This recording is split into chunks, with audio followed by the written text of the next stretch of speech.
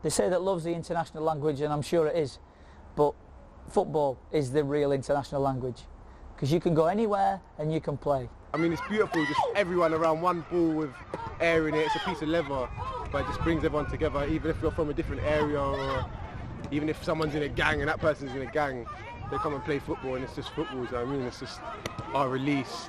And I think it unites everyone, irrespective of what colour you are. Everybody loves soccer. Everyone loves soccer.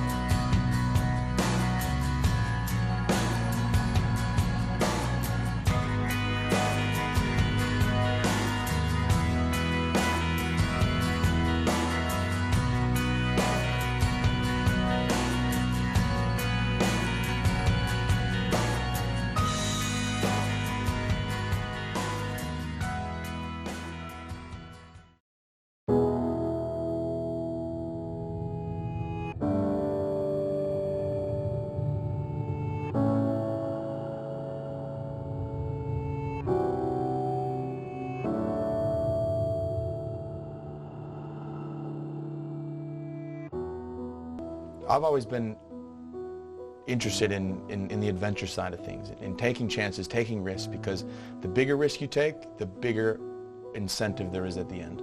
And for me, there was no bigger incentive than to play professional soccer in Europe, because I knew that I had seen it on TV. I'd watched Man United, I'd watched Liverpool, I'd been to Europe, I'd seen games, and I just thought, well, if I can get to the pinnacle of my profession, it's got to be in Europe. It's got to be there, and I got to take that chance. Every story has a beginning, and Jay started here in Green Bay, Wisconsin.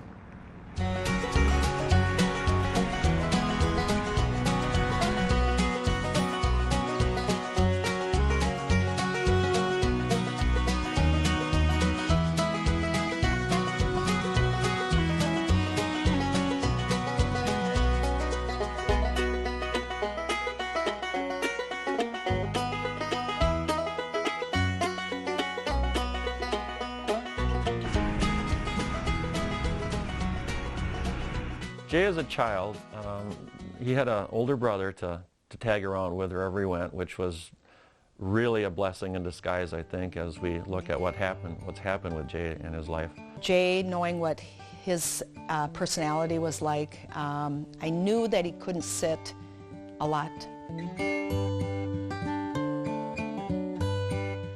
Jay was a wily little thing. He had a lot more energy and a lot less fear than I did. He was kind of the kid that had the weird shaved head and a goofy haircut. He was always playing with the bigger kids for the most part.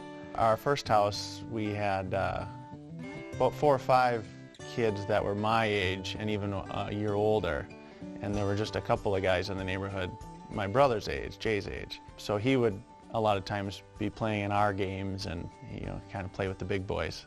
So he always had a little swagger to him, had the fancy, you know, blonde hair, nice tan. You know, he was a little stud at a young age.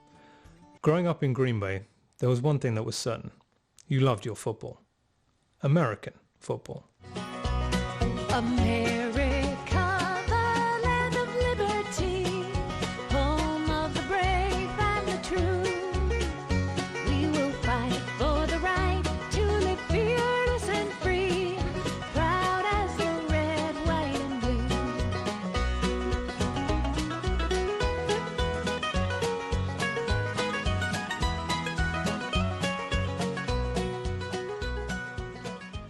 As a kid growing up in Wisconsin Dells, being in Wisconsin, we loved our Packers. You know, we all had the Packer jerseys and helmets. That was Christmas presents. That was a big deal. From the day you're born, you got Packer clothes on. You're up early Sundays waiting for the game to start.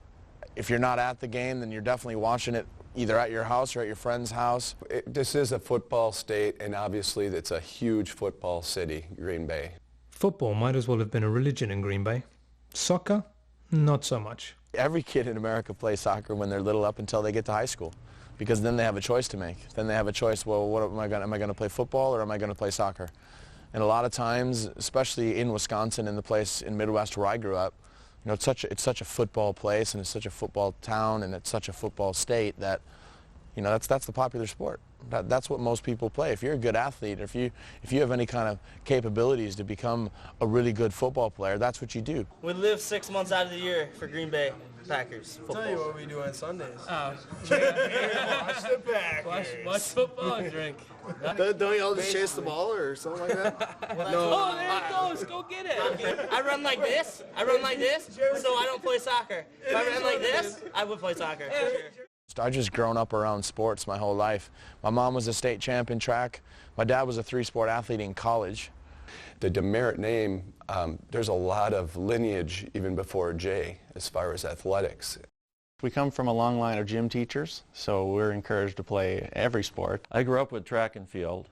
My grandfather was a track coach at Port Washington. My father was a track coach at Wisconsin Dells. My mother was a track coach. John's whole life has been sports. From the Wisconsin Dells on, when he was a state athlete himself in high school. So now all these track meets, like I mentioned, Jay and Todd were out bouncing around at these meets, growing up with it.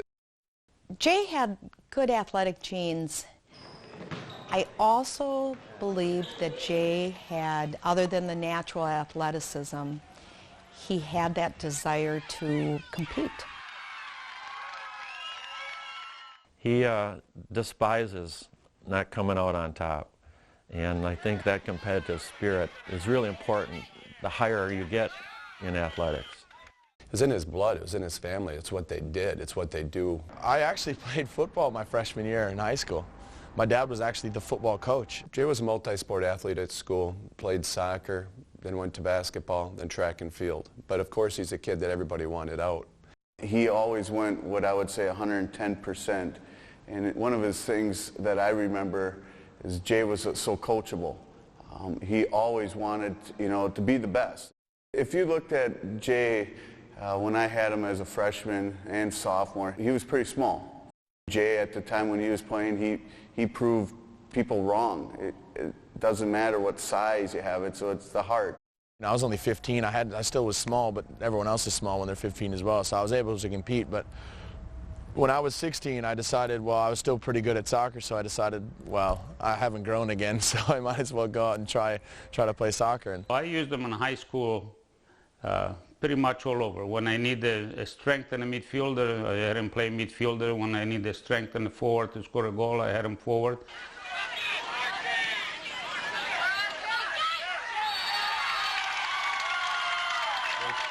I never had him play in defense because I thought he was too valuable. He came to Bayport, where I was going to high school, and he was just such a great mentor for me and for all the guys. I mean, talk to any of his ex-players and they'll tell you the same thing. You know, he's got this really calming Italian influence and this really calming kind of grandfather type. He was outstanding. He made an all-state team and scored a lot of goals, and he won a lot of games for us. But more than anything else, he was a great leader to the rest of the team. Demerit, again with a nice centering pass. And this time it's Adam Teremski left alone in front, and he scores. You know, I was a goal scorer. I think 24, 27 goals or something my senior year in high school. Number 5, the big scorer. 21 goals this season. Jay Demerit, a forward. Kurzak gets it up into the air. There's a header, and it's in! Oh, my goodness! You gotta say, you haven't seen that happen too many times. I remember sitting at my last high school game, and we had just finished, and I was on the bus because it was a game we shouldn't have lost, and we wanted to go to the state that year because we had a good enough team to do it, and we lost our last game, and you know, I didn't know if I'd ever play college soccer. I didn't know, you know, I thought my soccer playing days might be over, and I remember sitting on the back of the bus crying, and I remember he came to the back of the bus and he just put his arm around me. He said, "Don't worry." He said, "You're going to go much higher than this." I was a good friend with the coach at the UIC, University of Illinois, Chicago.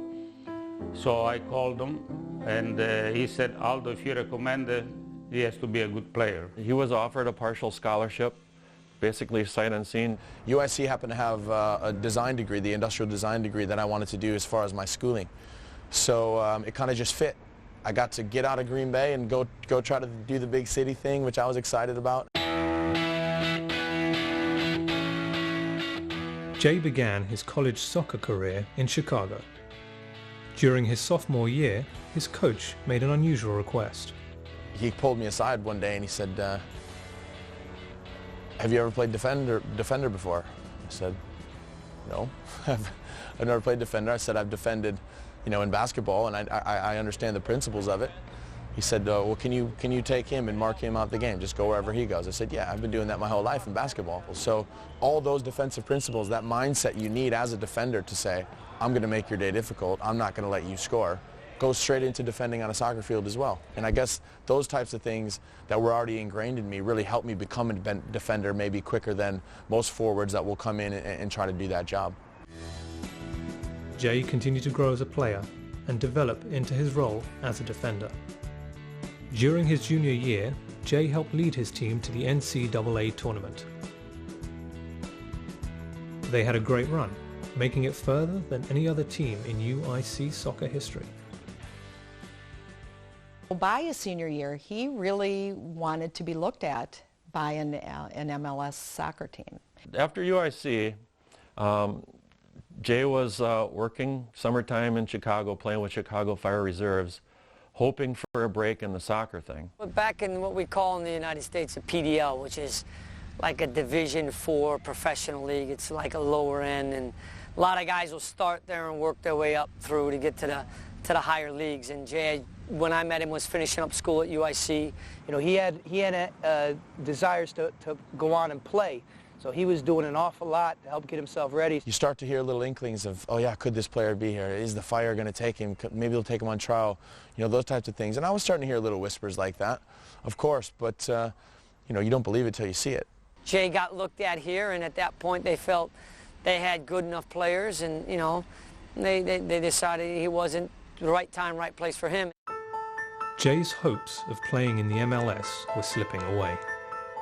But he didn't let this failure get in the way of his dreams. While training with the Fire Reserves, Jay would often pick up teammate Kieran Keane, a soccer talent from England. Jay used to drive around this old beat-up Vitara. Thing was just busted. So he come and picked us up. Jay decided that his fortune wasn't going to be here in MLS. He's been overlooked. He was kind of disappointed about that because he thought he had played well enough here in the States to catch somebody's eye. It just kind of came up where all of a sudden he's met these two English kids and he's moving to Europe, and they're going to travel around and try out for soccer teams. One thing Jay doesn't lack is daring and courage. He wanted to go to Europe and try it there. He wanted to go over there and see where that would take him. The first thought that comes in your head is, this is a big decision. What are you going to do? Because you're giving up a lot of your life to really go for it. And I'm not really the type of person that is going to do things halfway. We thought Jay was crazy going to England. Number one, we knew he had very little money to go on. I really just didn't think much of it. I thought it was cool just trying something out. Nobody else around here has tried anything like that before, but I don't know. What did you think? I thought he was kind of nuts for just getting up and going, but pretty much everything he's ever done is kind of nuts. At that time in my life, I wasn't done. I wasn't done with my dream of being a professional soccer player, of being a soccer player in general. So I had a decision to make. It was start at that ladder on the first step in America, or start at that ladder on the first step in England or in Europe. And when Kieran first talked to me about it, he said, you should come. We can live with my mom, we'll travel around Europe. You never know what can happen. And he says, ultimately, I trusted him, and I had to, because he was my friend, and I knew that he knew what he was talking about. I just saw the potential. I know he needed work, but the raw potential was man, he can play. So for me to actually take that punt, to take that jump into the deep end and go, yeah, let's do it, for me there was only one choice.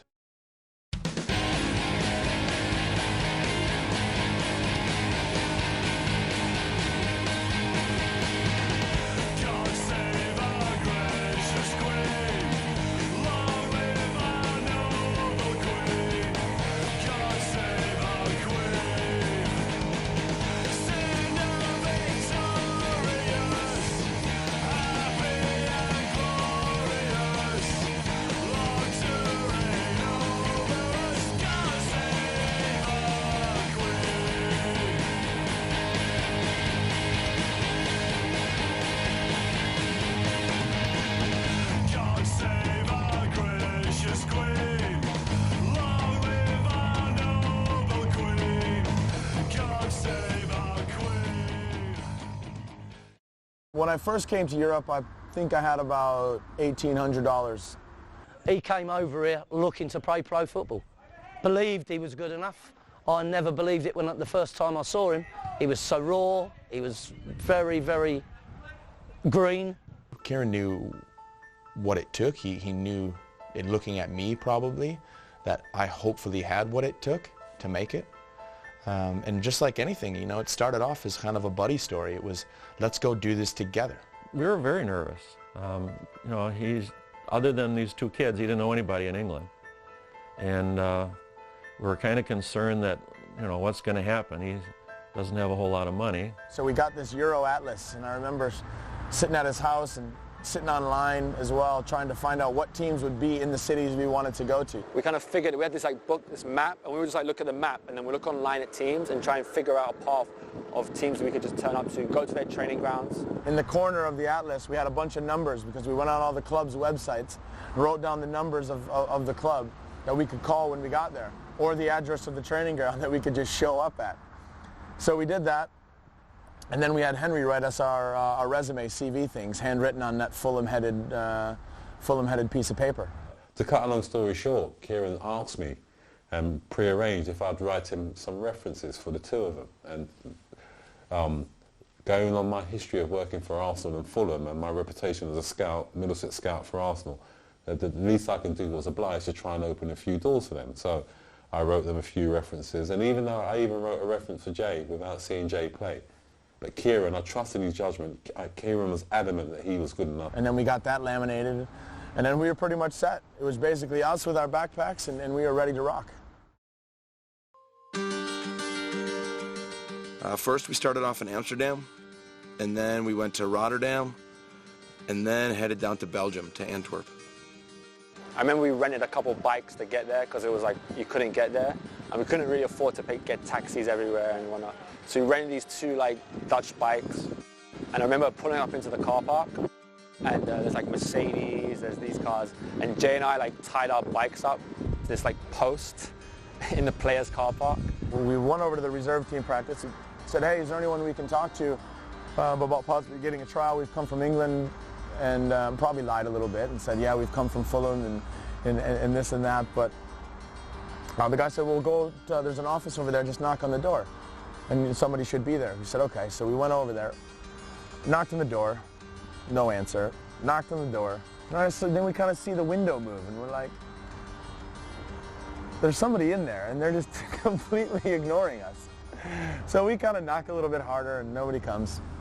Finally, the guy kind of opens up, then he finally opens the door and says, and we kind of give our spiel and say, hi, we're from America, blah, blah, blah. This is what we're here for. These are our CVs. If you want to take a look, you know, we possibly maybe have a trial or something like that. And you could tell he didn't really speak much English, but he spoke enough to kind of say, oh, okay, yeah, well, give me 5 minutes. So he kind of looked at our stuff and gave it back to us, and then closed his door again.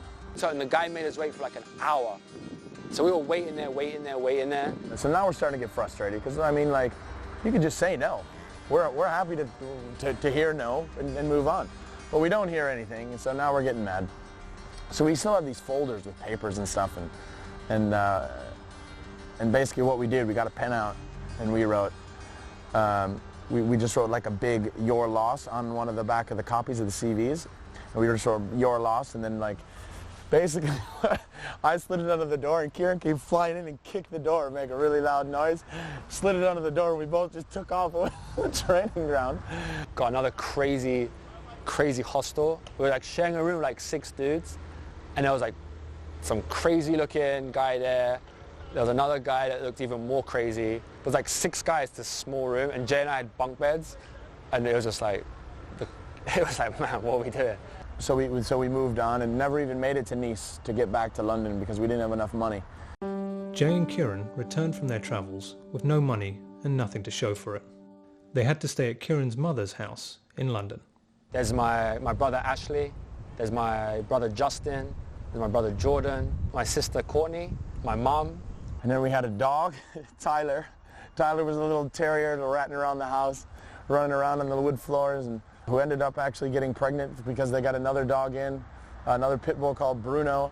So ended up being 9 of us in the house. I didn't really want to hear about that stuff, and I know my wife for sure didn't, as far as some of the dire situations that he may or may not have been in. I didn't know all of the nitty-gritty details because I think he just thought I would get concerned and worry. As a mom, that's what we do. We know that he was a kind of survivor, and he always has made the most of things, so if he was able to go and he was able to play some soccer, it didn't matter where he was sleeping or what he was doing before or after. Kieran and I were upstairs in the attic. I lived on a mattress that Kieran had, an extra mattress at his house from one of the many beds in that room.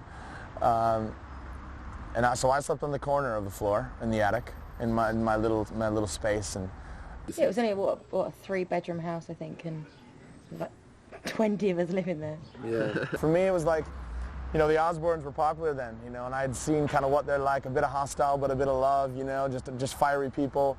You know, the mom is, you know, Virginia's from Scotland, so she's just got this great personality about her. The first thing he opened the door, stood inside, and stood on a dog poop.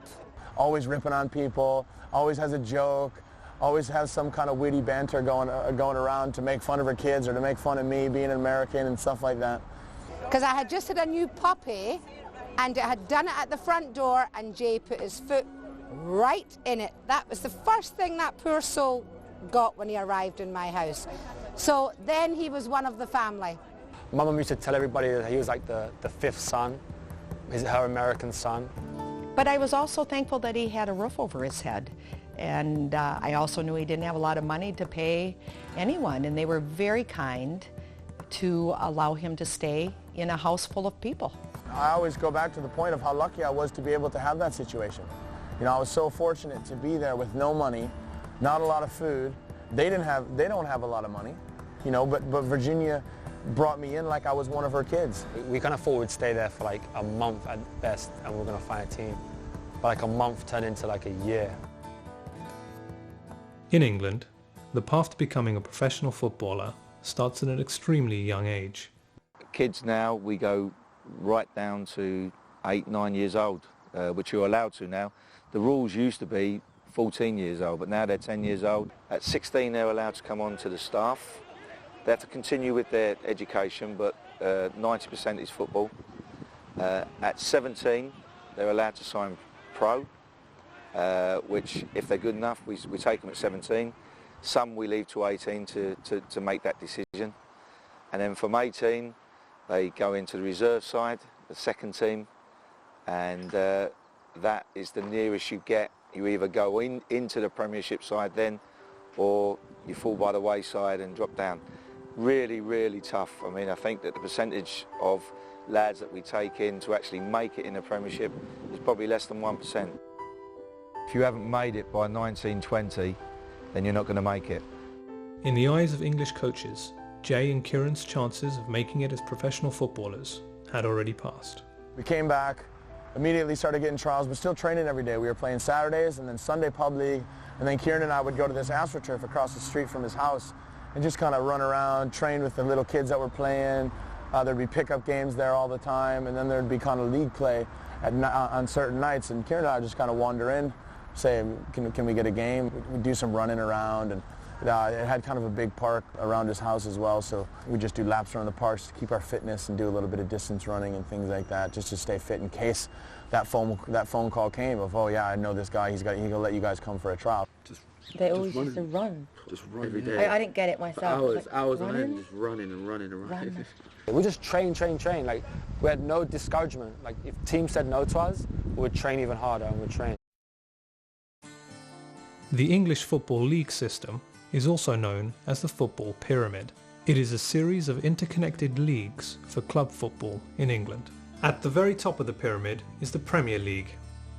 It is the most lucrative football league in the world, with an annual revenue of $3 billion. Known as the greatest show on earth, Saturday matches can attract over 400 million viewers worldwide. Below the Premier League is the Championship. Following that are Leagues 1 and 2. These 4 leagues are made up of full-time professional clubs. Below this, the pyramid continues to grow into what are known as non-leagues. In total, there are more than 140 leagues, containing over 480 divisions. Down at the bottom of the pyramid is the Sunday League, also known as the Pub League. At the end of each season, teams at the bottom of their league are relegated, while those at the top are promoted. There's so many leagues here. There's obviously the 4 professional leagues, and then there's the conference, and then there's about 10 non-leagues. And then even below that is Sunday League. In Sunday League, you don't really get paid. Maybe 1 or 2 guys maybe will get paid to show up on a Sunday morning. It was funny because Jay was sub the first, second division Sunday League. Jay was the sub. And Jay was like on the subs bench like the first bit of the season, which I thought was like so funny. Because he was like American and the views of like European people on Americans, like he already at that low level, he already had like a stigma attached to him. I knew the biggest barrier to entry with Jay would be being American, because I know what our mentality is like in this country. And again, I reiterate that fact, football or soccer being the 5th sport on the list, and I knew they wouldn't take him seriously. The whole non-league situation, these guys just play because they love the game, they love the sport, and they just like to get a little bit of a run around on the weekends. So that's kind of how I got introduced into the culture here. I played for Southall Town. We trained Tuesday nights and Thursday nights. Dennis would come pick us up in his little minivan. I used to sell ladies' underwear, and I used to pick him up in an old blue van. He used to pick us up, and it was just a 2-seater, kind of a bench seat in the front, and then the whole cargo load in the back. So you couldn't really fit 3 people in the front. So every time Dennis would come in, he'd have his hand-rolled cigarette in his mouth, and he'd stick his head out the window, "Get in the back, boys." And I only seated one in the front, and Jay was in the back with all the knickers. His little like hatch, and would shout back and see if Jay was okay, and you just hear this like, "Yep," American accent, and then we would like shut the hatch and would keep driving. We'd go to Miles, down to Gloucestershire, down to all over the southwest of England, and he might spend 200 miles in the back with nice knickers. Well, the eating situation was hilarious, because I think back on it now, and we were just like a bunch of scavengers, none of us really had any money. Virginia, the little money that she would make, of course, would go to the kids. My mum would give us money to like go for to entrust Jay and I to go shopping for the family. Kieran and I, we each would make £40 on the weekend. So Kieran and I would each take 20 of our own and then give another 20 towards the food. The mom would come up. Virginia would probably come up with about 20 to 40 pounds as well, depending on what the tips and things that she got. So we'd go shopping, like buy the whole week's supply of shopping, and then by like Tuesday the food like was gone. You know what I mean? So it's like every man for himself. So for the first 2-3 days, from about Monday to Wednesday, we'd all eat like kings. Coming up, coming down, everyone's coming in from their respective jobs or duties, whatever they had to do during the day, and just eat and eat and eat and eat and eat. And then by Wednesday, all the food would be gone. So Kieran are trying to hide spaghetti under our bed and stuff like that. And Jordan's up like finding cans of beans underneath his pillow and stuff like that. Just everyone's trying to scavenge just so they can get through the week. We had some crazy odd jobs. One, we were painting decorators. Kieran and I would go in early, get the steamer out, and then take all the wallpaper off, and then he'd come in later in the day or the next day when we'd be done, and he would just paint the walls. Guy gave me this roller, and he said he had it for like 15 years, so just be careful. 5 seconds, I broke it. Kieran broke one of his brushes after about the 3rd day, and he looked at Kieran and he said, I've been using that brush for about 20 years and I've never even come close to breaking it, and you've managed to break it in 3 days. It was supposed to be for a month. I think we got fired after a week. The guy like all of a sudden called us back and said, yeah, there's no work for us. But we were so bad. We actually got more paint on ourselves than we did on the walls. So of course we weren't really cut out for that job. We'd come home, eat, we wouldn't have much to do, and then we'd just go back out and train. We'd try and find pickup games, play against anybody and anybody that we could. So I used to try to find walls, and it's a lot easier to play like kind of these wall games if you have more than one. So I used to come back here and I used to try to find the best wall in the neighborhood and stuff. I used to just, me and my ball used to go kind of walk around. And I remember coming into places like this, you'll see. If you come around, these are just like closets and stuff, like little storage areas for the people that live in all these houses. And I used to come here, and then I came upon this little area where I could have kind of little walls and angles and stuff. And I used to pretend like these were players. So I used to kind of take the ball and I would like kind of, and then I'd kick around it and then I'd find a new space and I'd kick, you know, kind of against those walls there. So I'd have like my own little game and I'd recreate my own little scenarios. The boys continue to train and work hard despite their setbacks and lack of income. So I used to have to get up at 6:45, and a lot of these overground trains, they don't have workers that work there. So you can just jump the barriers. So I used to jump the barriers for free at like 7:30 in the morning, take 3 different trains that were kind of free because they didn't have a lot of workers working on the non-mainline trains. I would take 3 trains instead of 1 because the 3 would be for free instead of me paying nine pounds one way for the other one. The mainline one that would only take 25 minutes. But I actually did an hour and 20-minute journey in the morning just to get to my trial because I didn't have enough money to get there on my own. Jay and Kieran continued to play for Southall, despite the fact that it was a team stuck at the bottom of the pyramid. At the end of our season with Southall, we were top of the league, and Kieran and I got a pay rise. I think we're on like 60 pounds a game now because they wanted to keep us along. I think we probably threatened them and said we were going to go somewhere else. They would give us more money or something like that. Somebody that wanted to poach us, and he said, okay, well, let me see if I can get you more money. He came back with an extra 20 pounds every week. So we're like, yes, money. And they would promise us this, they'd give us more money, promises, okay, I've got this club looking for you, you know, and that was it. They just kept us tagging along. Towards the end of that season, we kind of ran out of money, and our chairman didn't have any money and said he couldn't support us anymore. So he said if we got promoted, if we won the league, then he'd get a bonus from the league, and then we'd all get paid back and a little bit of bonus as well. So we all kind of came together, thought, yeah, why not? You know, like we got to play anyway. And all the rest of the guys, again, they're not really doing this for money. They're doing it for fun. So they're like, yeah, no big deal. We'll all just come together and we'll play. So, sure enough, that's what we did, and ended up winning the league. And everyone's all happy, thinking we're going to get these fat envelopes at the end of the season, and nothing came. The setbacks continued as Jay and Kieran tried to break in without success. He had another tryout near the end of the season for a team called Oxford. And so I drove him up there 4 hours.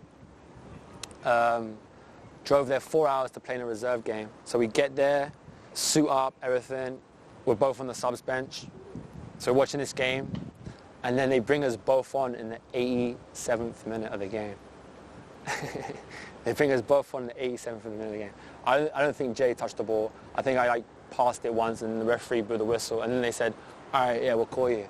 And we were just like, man, gotta be kidding me. Kieran and him were playing on a conference level team, making a little bit of money, scraping by, going to tryout after tryout after tryout. They went and they trialled here, there and everywhere, here, there, everywhere.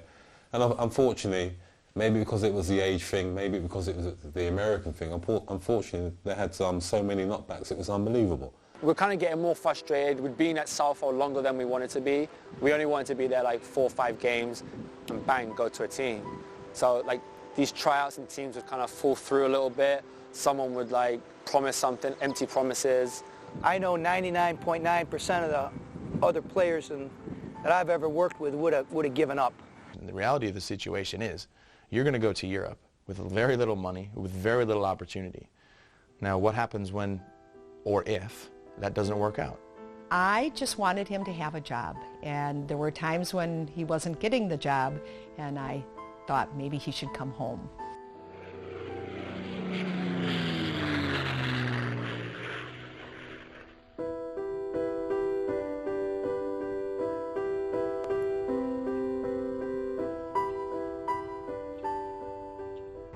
I knew that he was struggling because he came back after the first year with no money to his name whatsoever. When he came back and told us about some of his experiences in that first year where he was playing under aliases and trying to hook up tryouts in certain places, and the coach wouldn't show and they'd be waiting at the door and no one would be there, so they'd end up leaving, and it was a waste of time for everybody. And he was poor, so what do you do next? Do you give up or do you stick it out? He came back and we pretty much had to support him that summer. Yeah, I was borrowing money from everybody.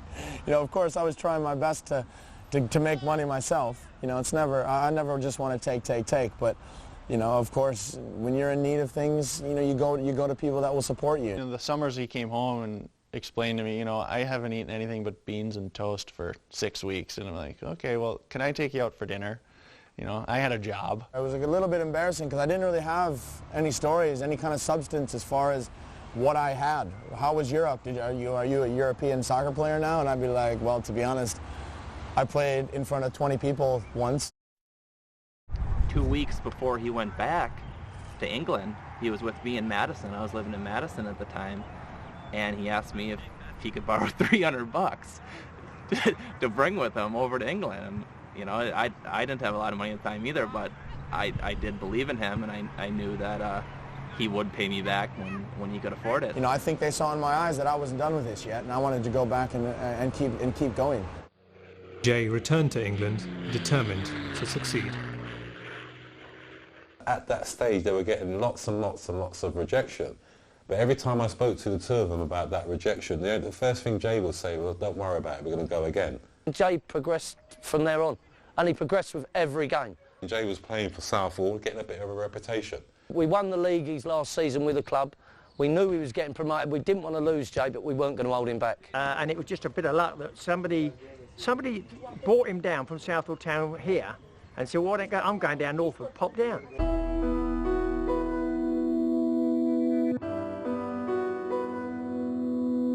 The very first game he played, I must admit, I was watching the game and everyone was talking about a couple of forwards we had, and I said, who's the centre half? And everyone was saying, what do you mean? I said, that's centre half. But this is true. I said, who's the bloody centre half? And they sent you home after the game, didn't they? They told him, don't come in the bar, go straight home. Because everyone was talking about him and they knew that someone would nick him. We just went there for one game. That was it, one time. We done pre-season with them, a couple of training sessions, and then the Watford game. When we went, we took more or less a full first team, and we had a guy called Helgeson playing up front, who is probably one of the best players in the air that I've ever worked with. Fantastic leap. Jay played directly against him and was outstanding, absolutely outstanding. We couldn't believe what we were seeing. We played, I think we lost 2-1, but as a team we gave a good account of ourselves, and they played their first team. So I was testing myself against their two best forwards. After we played against him in that pre-season friendly against us, I went and asked a couple of the lads, particularly Helgeson, who'd played against him, and he said to me he thought that he was one of the most difficult opponents he's played against. After the game, I spoke to the lad who originally phoned me and said we'd very much like to take him on trial for 2 weeks. Jay had played in a friendly, he was playing for Northwood I believe, and he played in the pre-season friendly against Watford, and he obviously impressed them, and they invited him along as a trial game to play Real Zaragoza here at Vicarage Road. No one had ever heard of him, no one knew who he was. Like, Jay couldn't even afford to buy like new boots. I think his boots like broke out actually in the Northwood game. He actually couldn't even afford a pair of boots to actually go on trial. So Henry came to the rescue and like gave him some cleats to wear. We had one high-class pre-season friendly that year, and we had to make a decision on him. They were playing this team from Spain called, and I didn't even know how to pronounce Zaragoza, but Real Zaragoza. And it was totally foreign to me. I was like, where are they from? What's this kind of thing? So there was a game at the stadium. First team, Real Zaragoza, huge Spanish team. You know, there was no way either of us thought we were going to be involved. You know, we were just going to watch. So Jay brought his camera, take pictures and stuff. I think most of us were saying, well, you know, we got to take this guy. But we thought, well, let's sling him in at the deep end. You know, they were a top side, so we decided to play him. I remember he came out and said he went into the locker room and saw his name on the board and he was starting. And he came out, he had his training kit on, and he had this like little disposable camera like hidden in his hand, and he like handed it to me like on the side of the field. And he just said to me, take as many pictures as you can because I might never be here again. So he started like a bit shady, and I was just like, man, come on Jay, come on Jay, come on Jay. And he come out in the second half. I think he just was like nervous, like, you know, playing for Watford. He came out second half and like just destroyed it. It convinced us that playing against a real top quality side, he played extremely well. A few rough edges, you know, that we knew we had to tidy up. But basically he played so well that afterwards we just thought, listen, we've got to take this guy. You know, it's too good an opportunity to miss. We all felt that he had a future. That was it. That was the start of Watford.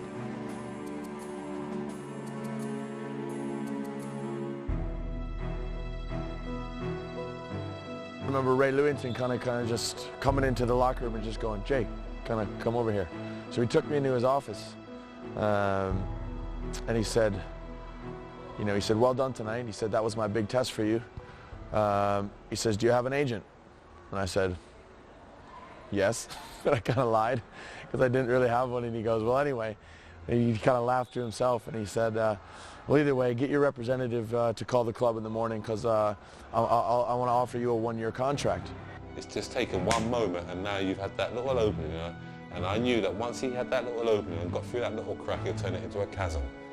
Yeah, the next day the coach offered him a contract. That was on the internet, and I remember reading that on the internet. My buddy and I were like, oh my God. For him to sign a contract, we were so proud of him from such a far distance. I actually still have the email where he told me, you know, I just had a trial with this team called Watford.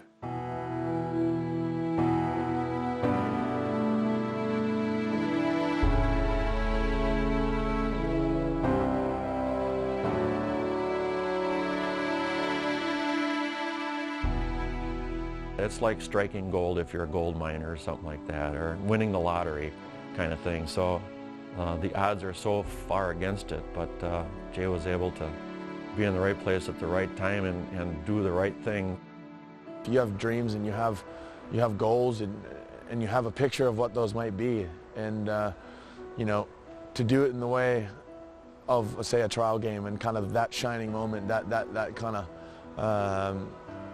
kind of eureka moment where things just all come together, and that was definitely one of them. That turned out to be about 500 pounds a week, which was heaven to me. You know, I would have done it for free.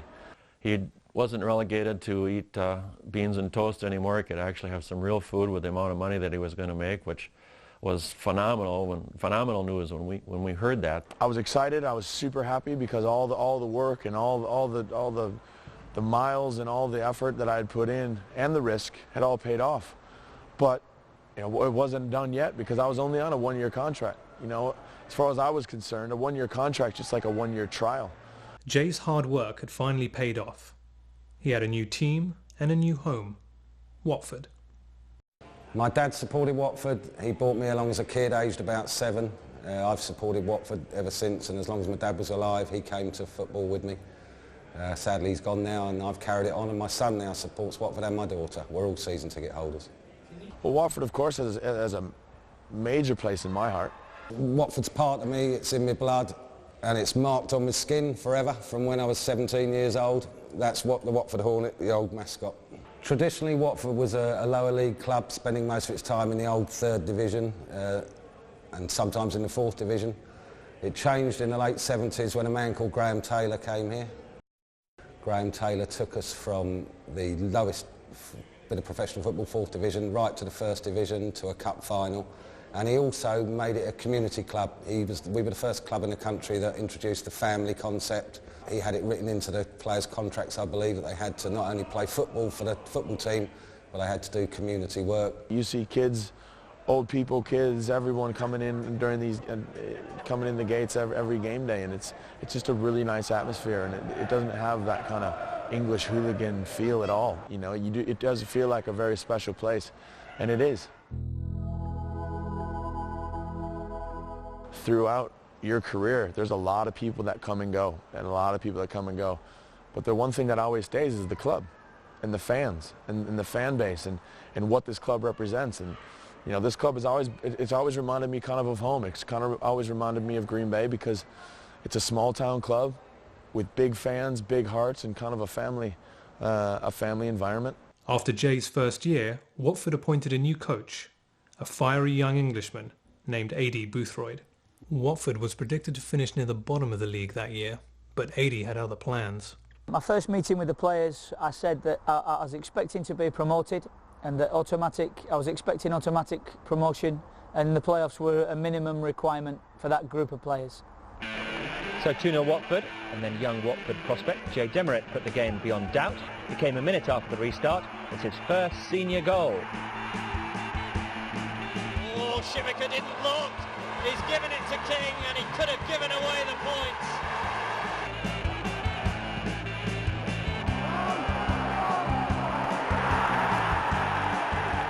Jay adapted well.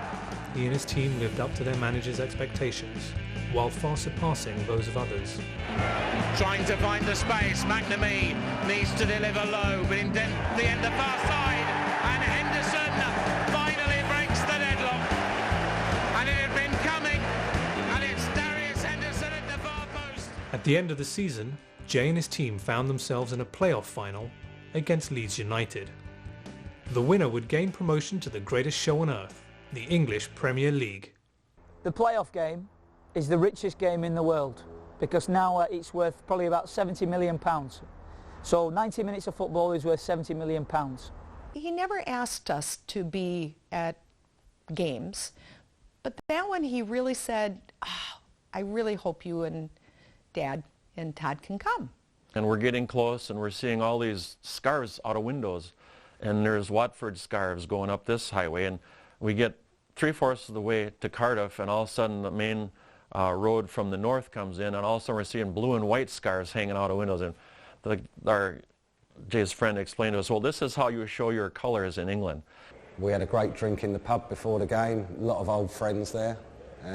First time any of us had ever been to the Millennium Stadium. We were the underdogs. Leeds, much bigger club, thought they were going to walk it. We had never seen anything like Cardiff Stadium. We had to go through a tunnel to get to our seats, because if we went out the normal route, we'd be walking through the Leeds fans area. So they wanted to avoid any Watford fans from doing that, so they took us the secret way to get to where the Watford seating was. And we come up in the stadium, and this whole place is bannered, filled with people from, you could just see a sea of white and blue that were the Leeds, and then you pan to the red and the yellow for Watford. I remember sitting in the tunnel in Leeds in the Millennium Stadium just before we went out. We were making so much noise. And the Leeds guys were just standing there next to us. Playoff final.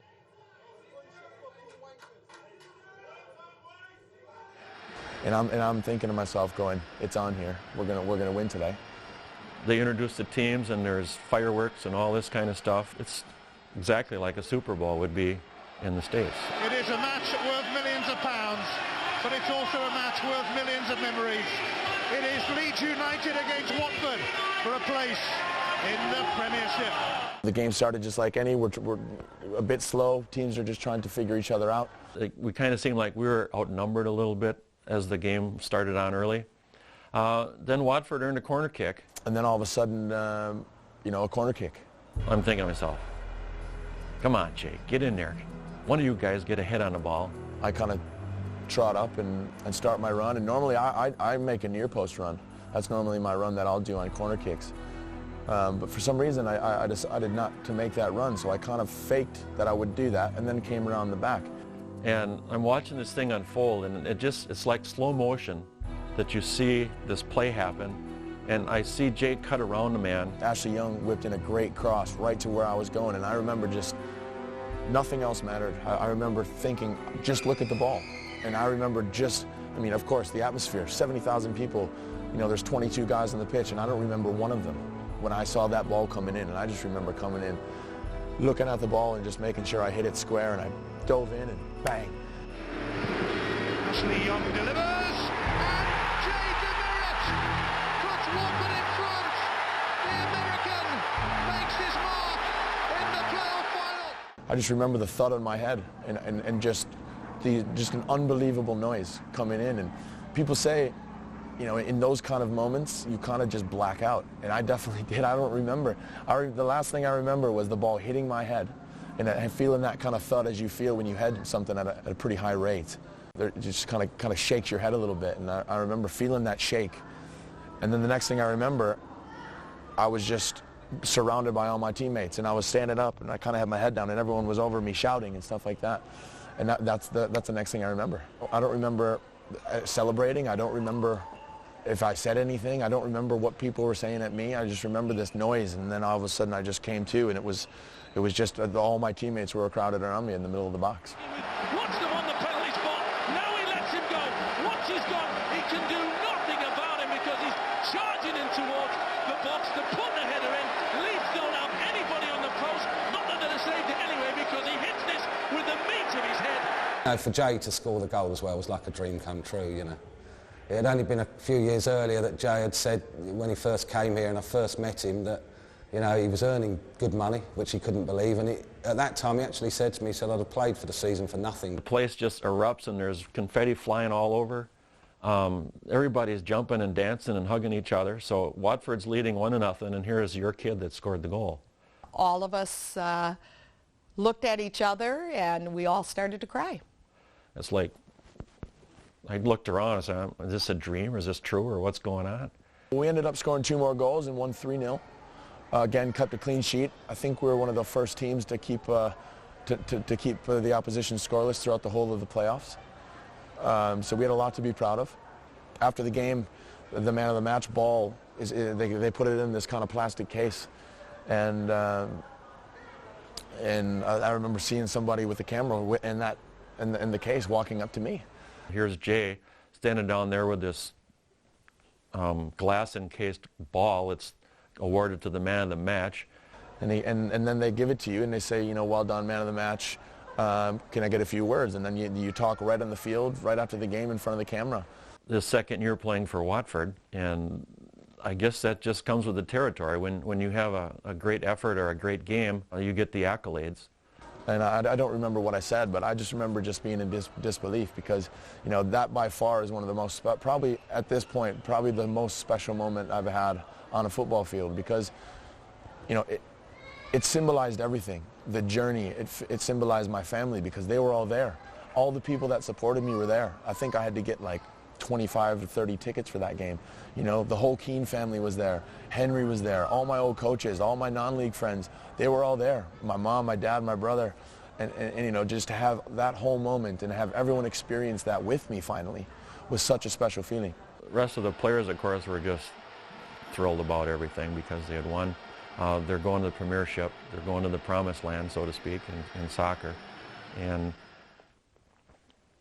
having Jay, a big part of that was, as you look back on it, it's just remarkable.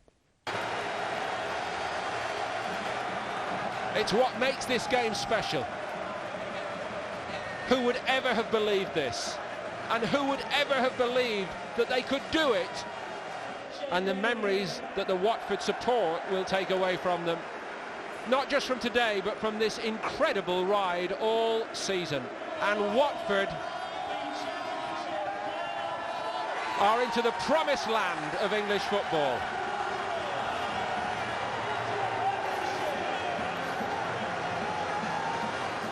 That third year that he was playing for Watford when they were in the Premiership, it was awesome. We went out and got satellite television because they're running the Premiership on Fox Soccer Channel, and then Setanta Sports had games on, so we ended up getting both of those packaged. So almost every week we could watch them play. We didn't have to listen to the radio and kind of imagine what it looked like anymore. We were going back to what we'd all enjoyed in our youth, you know, when we were much younger on the high days, and it was particularly great for me as a dad now, for my children and everyone, my other mates' children, just to experience that high. And it was very, very special, more so because we really didn't expect it. I remember sitting on the bus on the way back from the Millennium Stadium, and I remember thinking, now we've really got a problem. He's rightly famed for, he can try and place it here, and he does! Didier Drogba is back. Tamsai. Fabregas joins in. Worth a shot, surely! Oh! Dynamite! Ronaldo calling for it on the far side, but he's gone for it! And how? Well, I remember when we first got promoted, you know, it doesn't really sink in that you're going to be playing in the best league in the world until probably a couple weeks after we got promoted, because then all of a sudden the press starts to call and then the season fixtures come out and you think that, and you see that, you know, you got Man United in the second game at home, and you're getting excited, and then you're thinking, actually, I'm going to be playing Man United in a few months at home at Vicarage Road. I mean, how cool is that? And then it really starts to hit you that you're going to be playing against the best of the best. Rooney, Tevez, Ronaldo, wonderful football, capped by an exquisite finish. At that stage, even then, I was beginning to worry for Jay, because all of a sudden now he's going from Sunday football to semi-pro football to Championship football into the Premiership. So I'm beginning to get scared. I'm thinking, oh my God. You know, and all of a sudden you find yourself in the tunnel at Man United, at Old Trafford, with this kind of energy. Kind of hits you in the face when you come out to Old Trafford. 76,000 fans. Watford know they're in the big league and they want to stay in the big league. And then you look to your right and you're seeing Ronaldo, you're standing next to Ryan Giggs, and you're thinking, well, he's not as tall as I thought he was, you know, stuff like that, which is actually such an intimate level. And you're playing against Drogba, and you're standing next to him, and Frank Lampard's there, and you just see this line full of superstars. And you're like, you know, how am I here? How am I supposed to be here? But I better stop thinking about that now, because those guys are gonna try to make my day very difficult. And I used to say to Jay, what do you think of this, what do you think of that? And he'd just shrug his shoulders, and I'll be looking at him amazed. I say to him, you're not scared? He goes, no, just a job to do. As far as Mikel, there's Demerit. At that time, 3 years earlier, I was watching these guys on TV with all of my pub friends, you know, at pubs or before non-league games and stuff like that, and all of a sudden I'm looking at these guys less than 3 years later, and I'm standing next to them. You know, a lot of players kind of, because of the media attention and the standard of the league, the Premiership, it can find people out, and you make mistakes and you get punished for them. They don't feel sorry for people in the Premiership. It's the best league in the world for a reason, and you have to be at your best to stay in that league. Otherwise, you're going straight back down. It's a lot more intense over there. You know, it's more like a religion, soccer to those guys. Michael Carrick with a big deflection off the inside of the post. Finish! Yeah, it's hard because in living and playing in a place like England, where soccer or football is like the main national passion, it's intense, you know, in every way. In games, you know, the pressure's there because they're right on top of you. They want goals, they want blood, they want it all.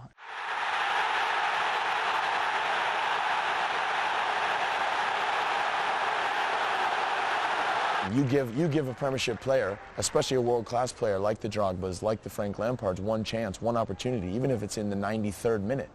They're going to take it, and they're going to beat you. They're going to take your 3 points, and they're going to go home, because that's what champions do. Chenko, Drogba screaming for it.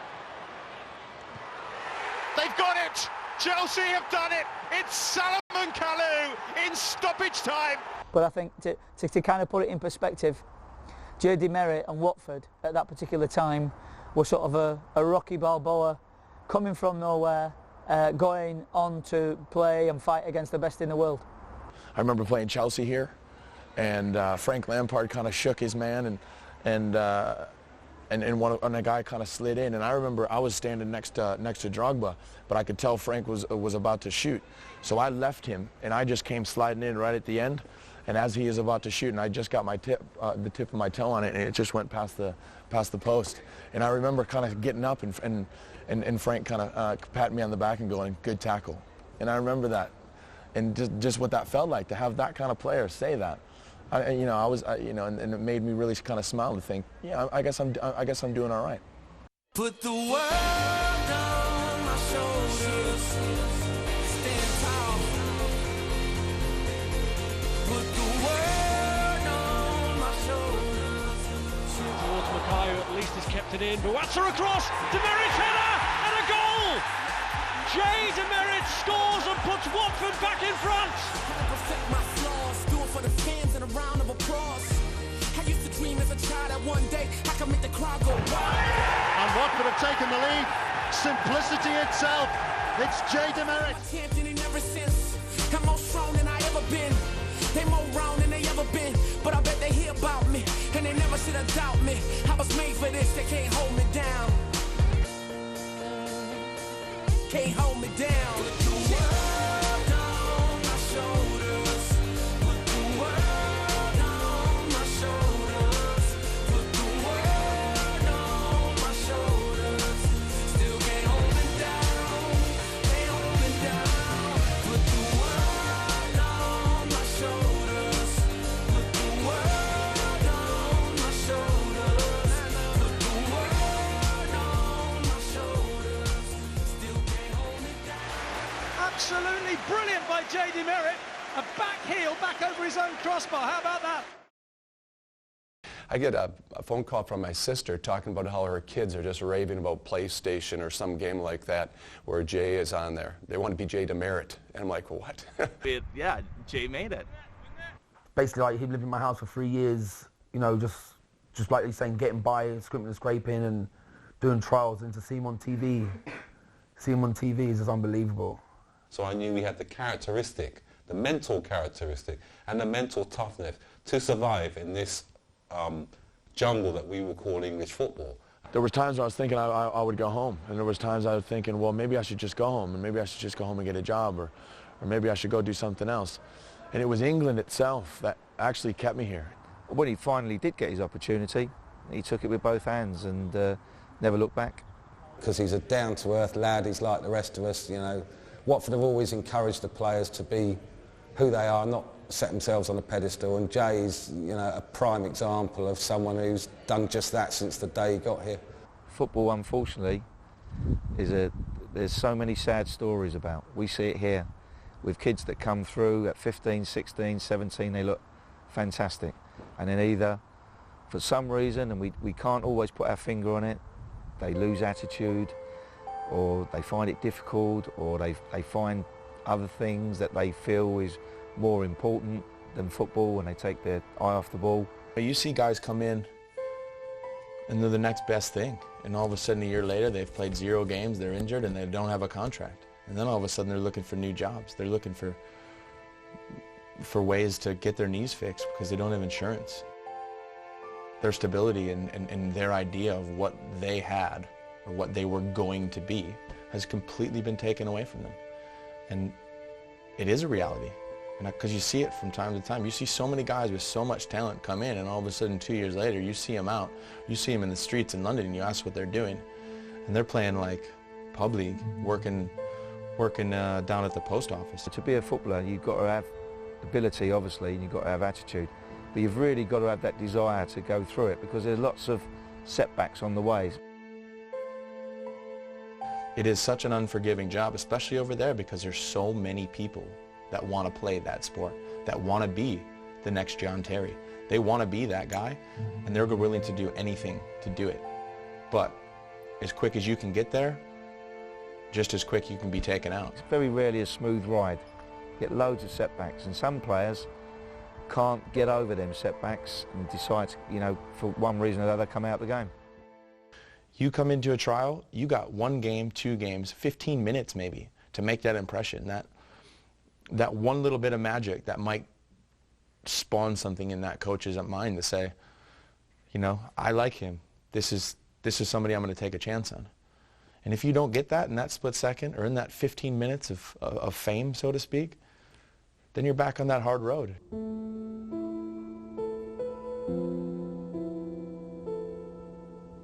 Sometimes it's not just about talent. You know, it's almost probably more than half just about mental attitude and just about doing the right things at the right time and having the attitude to get better, or to listen to people that, you know, are really deserve to be listened to. The following season, Jay was declared captain of Watford. I guess when you first hear about what captains are and playing here and what a captain means to a team, I mean, when I first heard A.D. Boothroyd call me into his office and say, you know, I want you to be my captain, you know, those words I remember them very clearly. I made him captain because the way that he played the game, I thought would be the way that any team I had played the game. They played with fire, they played with enthusiasm, they played with energy. And he said, you know, Gav's going to be on his way out, and he says, and I want you to be my captain. And it's not just, you know, he said my captain, you know, like he's my manager and this is going to be our team. he epitomised what I wanted to do, and he epitomised what I was, which was, you know, thrown in at the deep end, but very, very passionate, very strong, very willing to do anything to succeed, and I thought he'd earned it. Well, I'm probably the complete opposite to Jay in that I joined Watford when I was 10 years old, so I've been here 17 years now. So I've come up through the academy ranks, sort of got myself into the first team 2021, and I've been in and around the squad ever since. Yeah, I was 8 when I first came to Watford, so I've been here good few, about 15 years or something. You know, again, as a captain, I think he's very strong in his opinions, and like, you know, in a good way. He's very kind of, you know, he's very secure in himself as a person, and so he's a good one to talk to. You know, I mean, in terms of life experiences, I mean, the fact you're making this documentary, you know, he's lived a life, you know, and I think if there was anyone I would turn to speak about stuff like that, you know, it would be him. He's a good leader on and off the pitch. That's one thing that's good about Jay. You know, he doesn't just kind of, you know, leave it at the ground or whatever, and, you know, outside of football, you know, like I said, stuff to unwind and get yourself away from it. That's what he's good at as well, the social side as well. With regards to him being a captain of Watford, if you speak to the lads in here, and a lot of the supporters, they've all hold him in very, very high esteem. He's done a great job with what he's been given, and that's all you can basically say. He's done what he's got to do, and he's the man to do the job. But to actually wear that armband and to sit in that locker room before the game and have the kit man come up and put your armband on your left arm is such a special feeling. It's kind of like going to war. It's kind of like putting a piece of armor on your arm and going, yeah, let's go to work.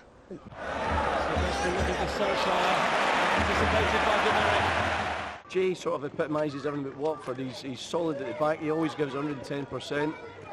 He goes in for every challenge, 100%. He is quality, isn't he? That's why he's captain of the club, and that's why he's their favourite player. To wear that armband means a lot, and it means so much to me as well. And to have that role, to try to develop into that role is a challenge, and it is continuing to be a challenge. But again, I always say this, that's what it's all about. That's why we do this. That's why I play the game. Spent 6 years of my life here, and what a special place. The old Vicarage Road will always be close to my heart, and yeah, open arms. Love you, Watford. Love you, England. Jay was a hero in the eyes of Watford fans. He had captained his team and played in the highest division of professional soccer, but there was still something missing. And speaking to him on a personal level, on a one-to-one, he said, oh, my next goal is going to be international football. And I said, what do you mean your next goal is going to be international football? Well, I've played in the Championship, I played in the Premiership, so the obvious progression is international football. And I looked at him as if he came from Mars. Because even though he's my good friend, and even though I've seen him go from one jump to one jump to one jump, I always thought that might be a jump too high. He knows what he can do, but he knows he can always do better somehow. And somehow he's going to find a way to do that, or someone's going to find a way to help him do that. The first time that I heard about Jay came through some of my Chicago connections. He had played a little bit with the Fire Reserves. I knew some of the people involved there. So there was a little bit of mention of him at that time. But it really took hold when he moved on to England and started working his way up the ladder. At the age of 27, Jay got his first call-up to play for the national team and represent his country. An achievement that only a few years ago seemed impossible. At the moment, you're in the top 30 players in the whole of the country of how many 300, 400 million people. You know, it's like when you think about what that means and what that means to put on that shirt and to play against all the rest of the best of the other countries, you know, it really defines what this sport's all about.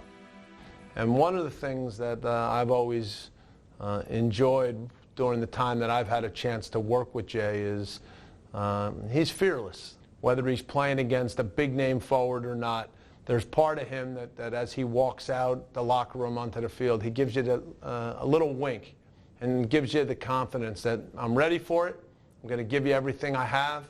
And that fearless mentality, that really pays off because it spreads itself around the team. It gives teammates confidence that over the course of 90 or 120 minutes, that's a player that you can just count on. And I think that as we had a chance to get to know him better, that's really been the most important thing that he's brought to our team. Jay and his team qualified for the 2010 World Cup.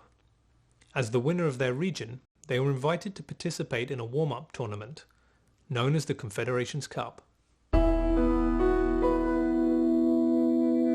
The Spain game was so interesting because Spain had a run of, I think, 20-some games where they hadn't lost in a row world, and it was just an amazing string. And the United States was such a huge underdog. Yeah, as we prepared for Spain, we knew it was a great opportunity for us. We had played against them the previous year in a friendly in Santander. And I think any team that plays against Spain has to come to grips with the fact that Spain's probably going to have the ball more than you are.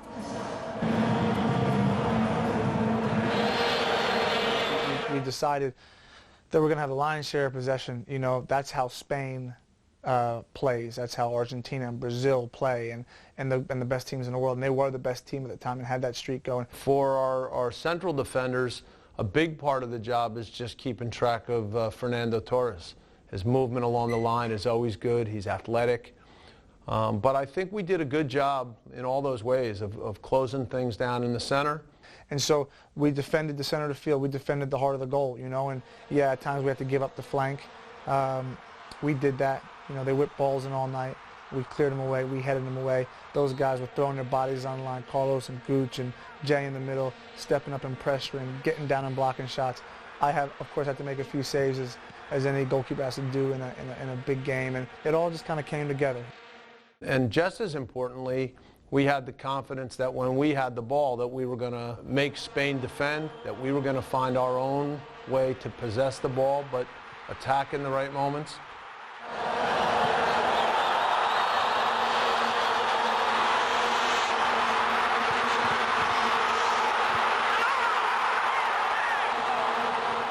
The thing that always sticks with me was at the end of the game, players just taking their jerseys off and swinging them over their heads like lariat. On that one night, to be a part of that group, you can say those are my buddies, man. We went out and beat Spain, and you know, that's going to be held up there as a standard.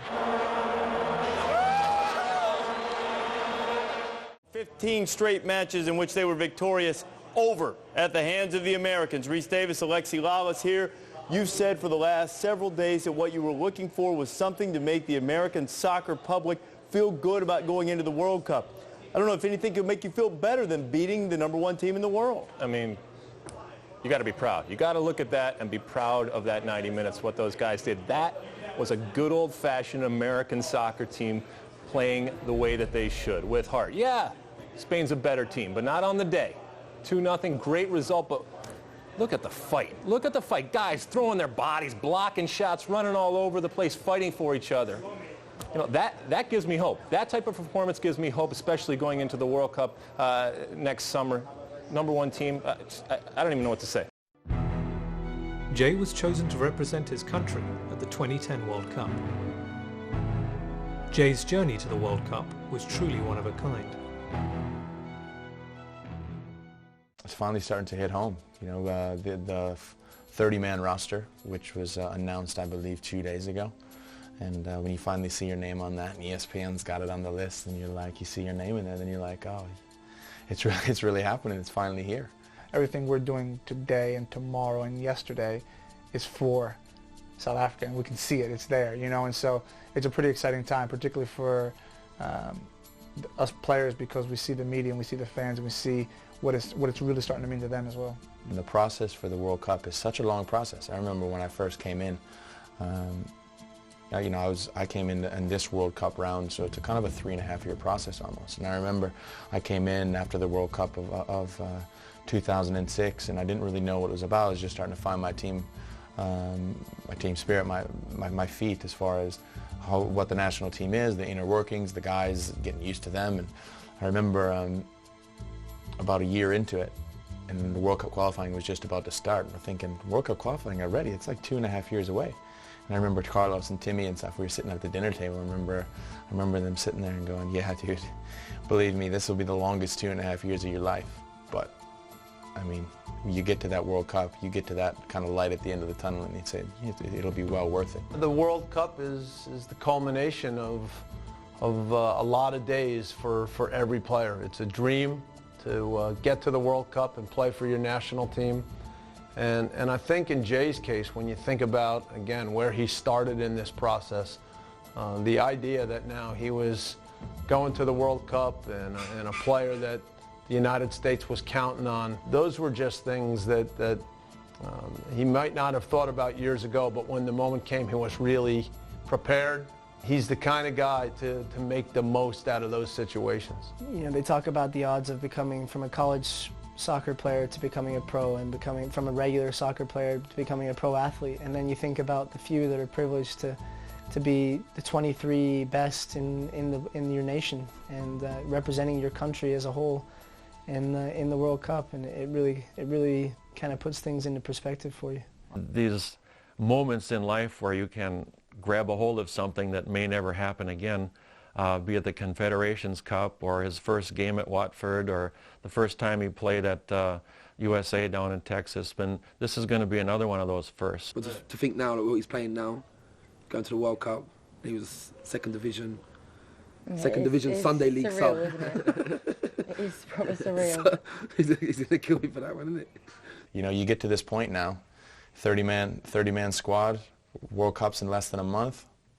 This is what it's all about. That's what makes it all worthwhile. You know, he's played in the best league in the world, and now he's going to go and play in the ultimate for any footballer, to play in a World Cup. You know, you don't get any bigger than that. It's great that Africa is getting a chance to shine on the world's greatest stage, the FIFA World Cup, because at this time, everybody gets to see the goodness of Africa, the beauty. Everything will be happening here, right here in Africa.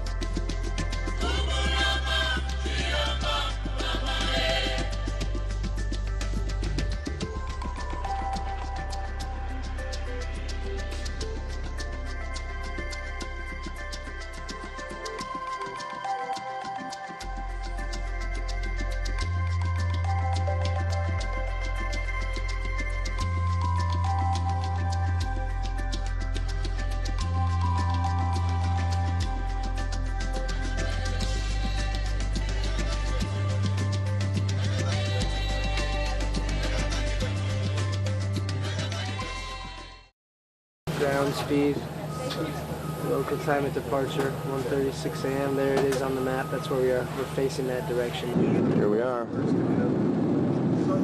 Landing gear down. Hello, Johannesburg.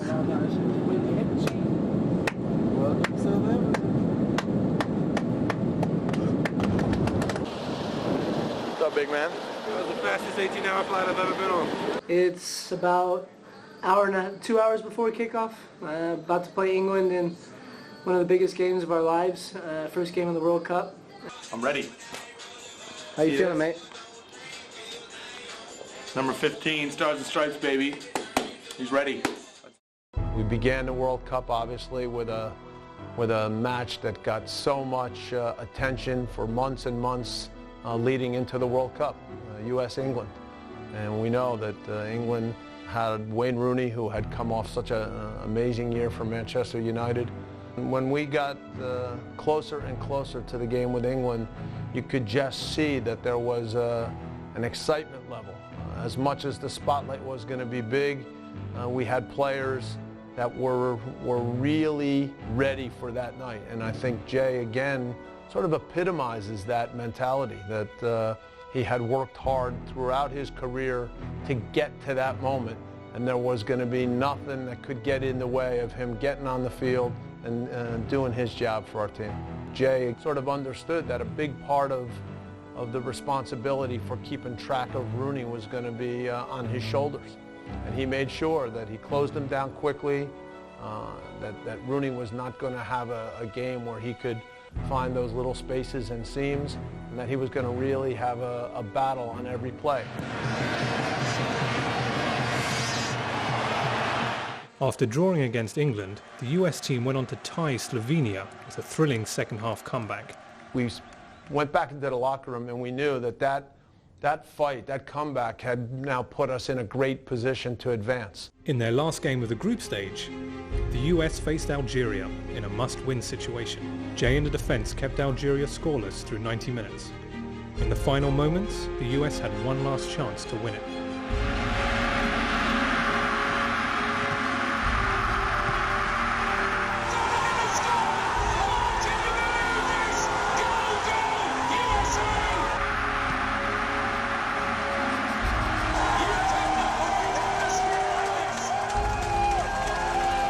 The goal was a monumentous occasion for Jay and the rest of the team. A sense of pride was felt throughout the nation. Yeah, baby!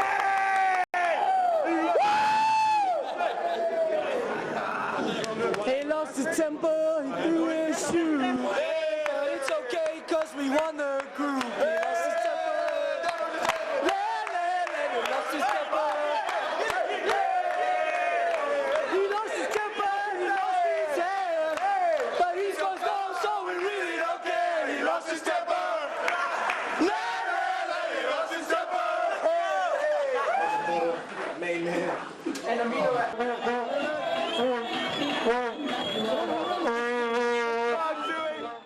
It was a good feeling knowing that when called upon, every guy was up to the challenge, and Jay was a really big part of that.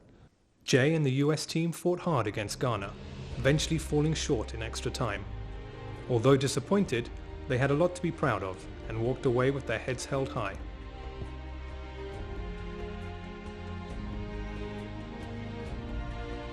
When we think of what we were able to do as a group, to a man, I think there was a really good feeling about the way we represented the United States in South Africa.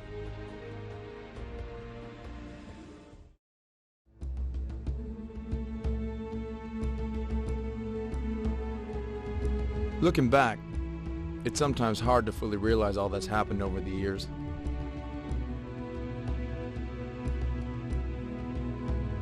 Some people might say things like this aren't possible. That some kid from a small town in middle America, who never grew up in the system, that never kicked a soccer ball on a full-time basis until he was 24 years old, could play soccer at the highest level in Europe, and one day play in the World Cup.